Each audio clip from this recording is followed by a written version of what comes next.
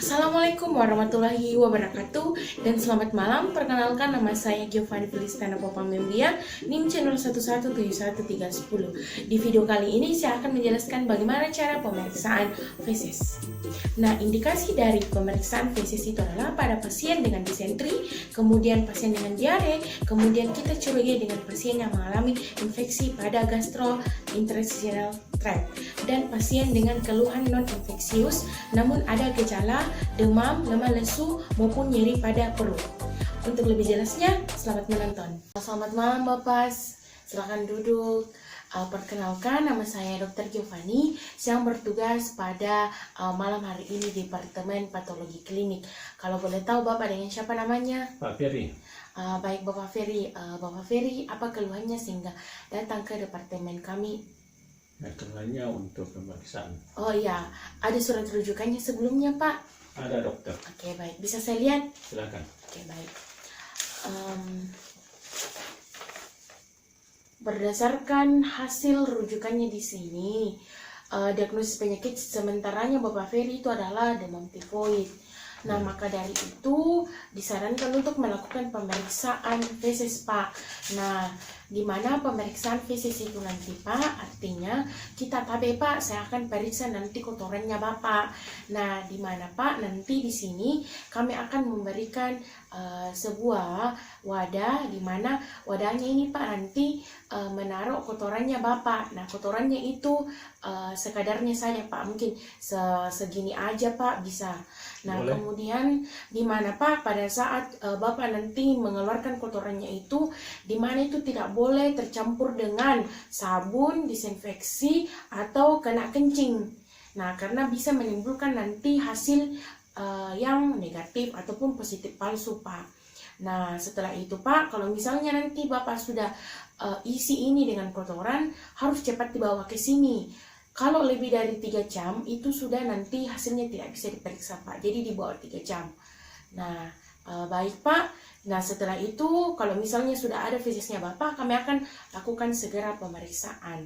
Nah, di mana adapun mulai dari pemeriksaan apusan, kemudian pengawetan, dan kita nanti periksa di mikroskop. Tujuannya itu agar kita bisa mengetahui apakah kotorannya Bapak ini ada bakterinya atau karena infeksi kuman lain seperti cacing kah, telurnya cacing, larvanya cacing, atau dan lain-lain.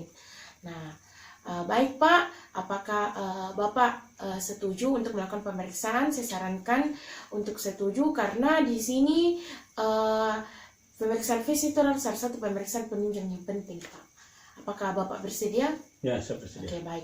Kalau boleh begitu Pak, mungkin Bapak ini bawa wadahnya, kemudian kalau misalnya sudah rasa ingin buang air, isi, kemudian cepat-cepat bawa ke sini ya Pak. Ya. Nah, oke, baik.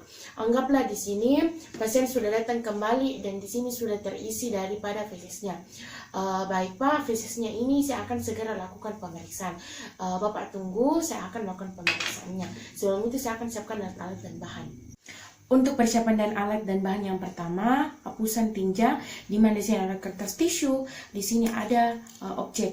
Nah, di mana kaca objeknya tersebut kita harus menuliskan identitas pasien mulai dari nama, umur, dan jenis kelamin. Nah, kemudian di sini ada kaca penutup. Nah, kemudian di sini ada kayu aplikator, di mana kayu aplikatornya itu usahakan sebesar batang korek api. Kemudian di sini ada specimen feses. Kemudian di sini ada Lugol Iodion. Kemudian di sini ada saline solution. Alat dan bahan untuk pengawetan tinja, di mana di sini ada gunting, selotip. Kemudian di sini ada marker. Kemudian di sini ada kayu aplikator. Di sini ada spesimen tinja. Kemudian di sini ada 2 buah pot, di mana 2 buah potnya itu tertutup rapat.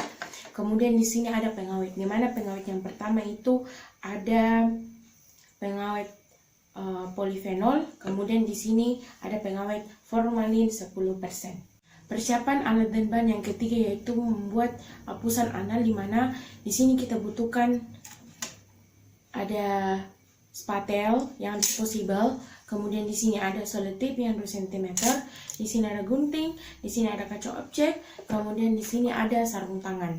Nah, kemudian untuk yang keempat, pemeriksaan daripada mikroskop, kita butuhkan tentunya mikroskop.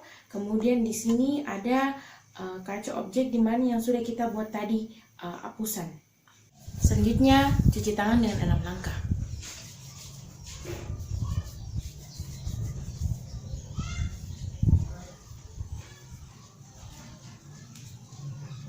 Nah, di sini saya sudah memasang handscoon. Yang pertama di situ adalah membuat daripada hapusan tinja. Nah, pertama-tama kita harus meletakkan kaca objek di meja yang datar. Nah, di mana di sini kaca objeknya itu kita sudah menuliskan identitas daripada pasien. Di mana saya memposisikannya itu menghadap ke arah saya. Kemudian yang pertama itu kita akan meneteskan larutan saline solution, di mana pada bagian kaca tengahnya objek, di mana di sebelah kanan sebanyak 1 tetes saja. Kemudian di sini ada larutan lugol-iodion, kita juga teteskan, di mana saya akan meneteskan di bagian tengah kaca objek pada bagian sebelah kiri sebanyak 1 tetes juga. Nah, setelah itu kita akan mengambil feses. Nah, di mana fesesnya ini jika fesesnya keras, kita akan mengambil pada bagian luar maupun dalamnya. Jika fesesnya berlendir atau berdarah, kita ambil yang berlendir dan berdarah. Jika fesesnya encer, kita ambil semua bagiannya dimanapun bisa. Nah, di sini saya akan mengambilnya menggunakan kayu aplikator, di mana sebesar batang korek api. Kemudian saya akan mengambilnya sebanyak 1 tetes saja. Kemudian saya akan meletakkannya di atas larutan saline solution. Kemudian saya akan menghomogenkannya, saya akan mencampurnya. Nah, setelah itu saya akan membuang ini ke tempat sampah medis. Nah, kemudian begitupun saya akan melakukan juga pada sisi yang ada larutan lugol-iodionnya. Kemudian saya akan menghomogenkannya sampai tercampur rata. Oke, setelah itu saya akan buang ke tempat sampah medis. Nah, setelah itu di sini saya akan melakukan penutupan menggunakan kaca cover the glass.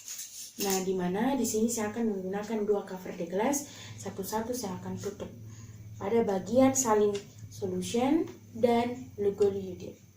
Nah, di mana kita perhatikan tidak boleh ada gelembung di antara pembuatan hapusan tersebut. Nah, di mana kita perhatikan jika ada cairan yang keluar, di mana itu di luar dari cover the glass tadi, kita akan mengelapnya dengan tisu. Nah, setelah selesai kita akan menempatkannya di rak tabung, karena kita akan melakukan pemeriksaan mikroskop nantinya. Kita amankan terlebih dahulu. Nah, selanjutnya di sini saya akan melakukan pemeriksaan selanjutnya, itu adalah pengawetan tinja. Nah, pengawetan tinja ini nanti kita akan kirim ke bagian lab. Nah, di mana yang pertama itu di sini kita perlukan dulu ada 2 buah wadah botol. Nah, di mana dia itu harus tertutup rapat agar nanti tinjanya itu awet.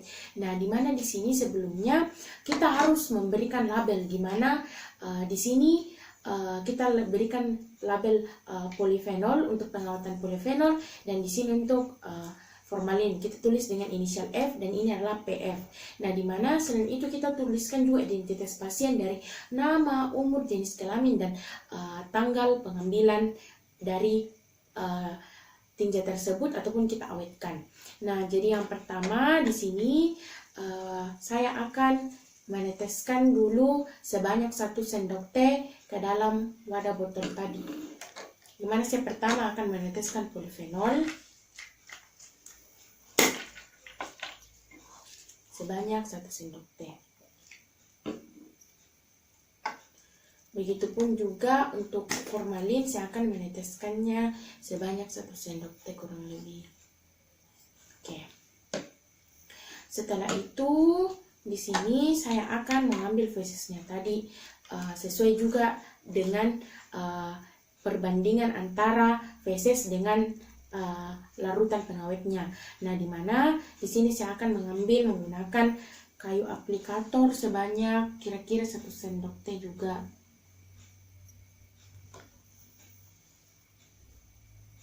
Kemudian setelah itu kita campurkan, kita aduk. Kemudian kita buang ke tempat sampah medis. Nah, kemudian kita tutup. Nah, selanjutnya kita juga lakukan sama seperti untuk botol selanjutnya. Dimana di sini ingat untuk pengambilan fesesnya, campuran feses maupun campuran dari larutan pengawetnya itu harus 1:1, karena nanti supaya tidak ada yang berlebihan ataupun yang berkurang. Nah, kita aduk, kemudian kita buang. Setelah itu kita tutup kembali.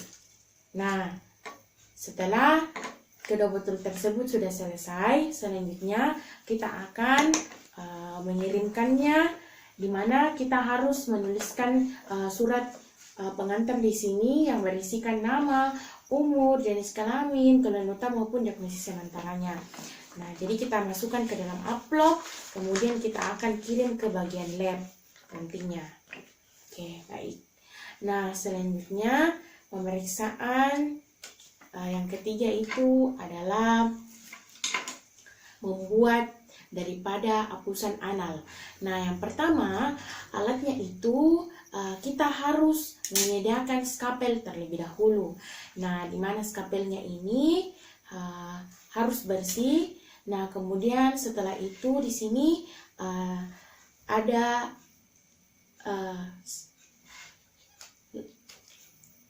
selotip, di mana selotipnya itu di sini sekitar 4 cm. Nah, di mana ujung daripada skapelnya itu kita akan lengketkan nanti ke selotipnya, di mana selotipnya itu kira-kira di sini saya menggunakan 20 cm.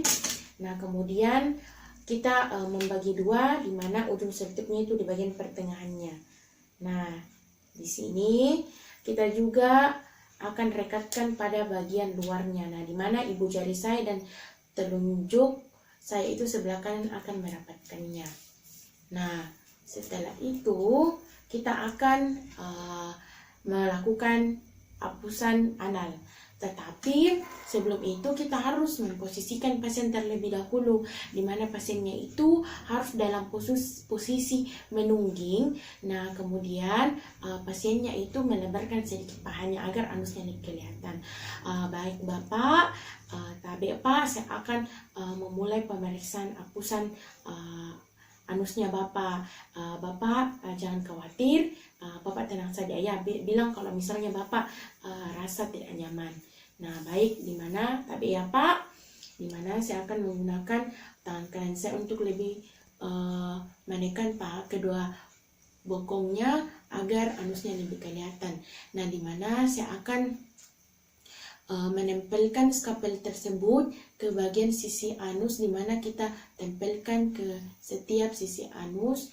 Nah, di mana kita tempelkan sedalam 2 cm. Oke, baik. Nah, baik Bapak, sudah selesai apusan analnya. Mungkin Bapak bisa merapikan celananya kembali. Tapi ya Pak. Nah, kemudian kita menyuruh pasiennya itu kembali ke tempat pemeriksaan. Nah, setelah itu di sini apusan analnya tadi ini kita akan letakkan di kaca objek. Nah, di mana kaca objeknya ini kita sudah berikan identitas. Nah, jadi yang pertama di sini saya akan meletakkan tadi ujung skapel tersebut di bagian pertengahan daripada kaca objek. Nah, setelah itu kita akan tarik.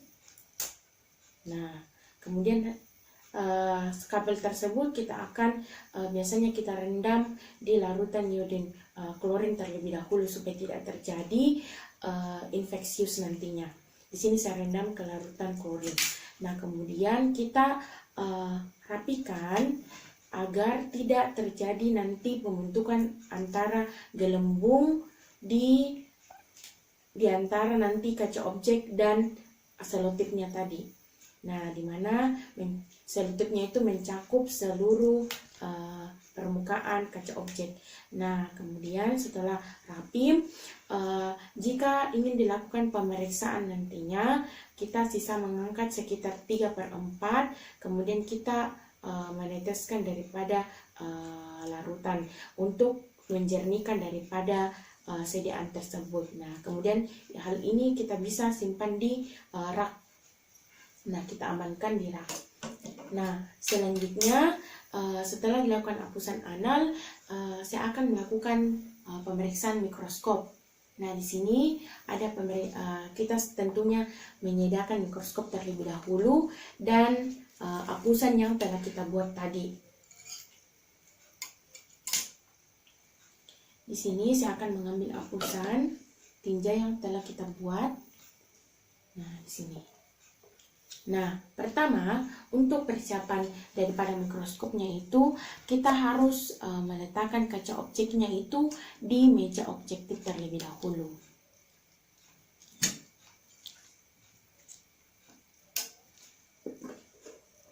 Nah, kemudian setelah itu, saya akan mengatur kondensornya terlebih dahulu. Saya akan menurunkan sampai objeknya kelihatan. Nah, setelah itu saya juga akan mengatur diafragma di sini untuk mengatur pencahayaan agar pencahayaannya cukup ke bagian objek yang akan kita amati. Nah, setelah itu saya akan mengatur lensanya, di mana saya akan mencoba dulu 10 kali.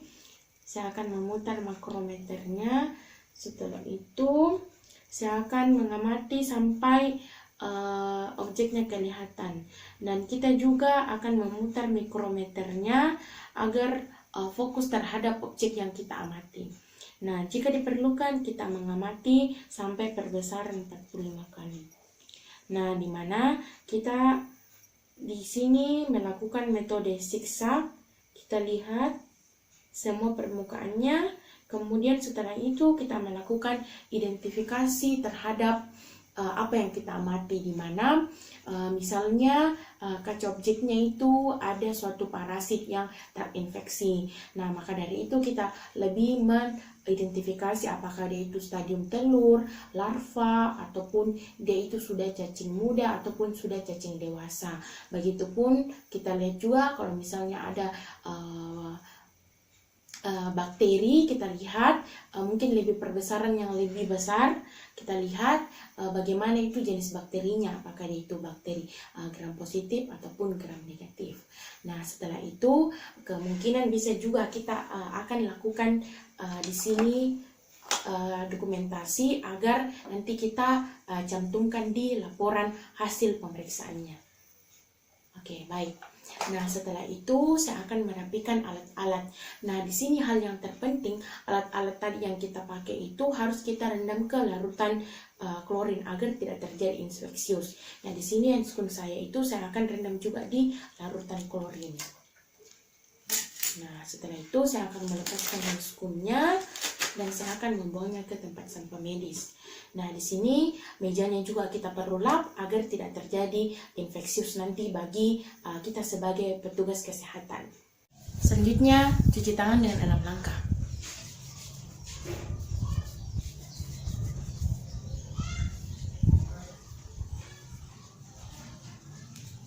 Baik Bapak Ferry, kita sudah selesai melakukan pemeriksaan feses dari Bapak Ferry.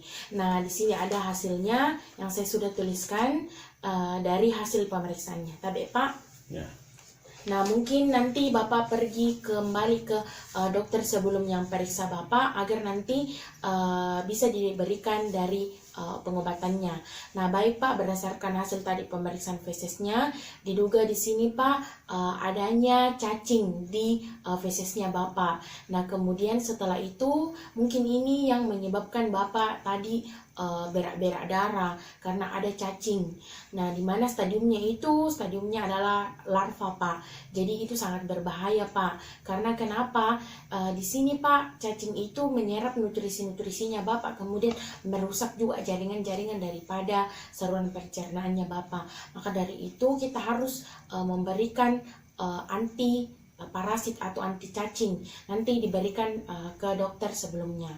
Nah, baik Pak, ada yang mau ditanyakan? Tidak ada dokter. Oke, baik. Terima kasih. Terima kasih Pak, jaga kesehatan sehat selalu, terutama kebersihan karena makanan yang kita oleh itu harus bersih supaya tidak ada kuman-kuman. Terima Siap, kasih dokter. Pak, selamat malam. Selamat malam. Demikianlah video mengenai pemeriksaan feses. Saya Giovanni, mohon pamit undur diri. Sekian dan terima kasih.